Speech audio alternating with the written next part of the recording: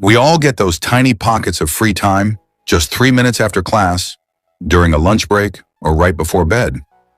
What if you use those minutes to do something small, yet powerful? In today's video, we'll uncover how most of us unknowingly spend hours each week scrolling social media, watching endless reels, or just passing time. But what if you made a tiny shift? These small actions, done daily, can grow your skills, boost your confidence, and build a habit of making every minute count. So let's not waste another second. Let's jump right into today's topic. Watch till the end. You might just unlock a new version of yourself. And if this video helps you even a little, please give it a like. Have questions or thoughts?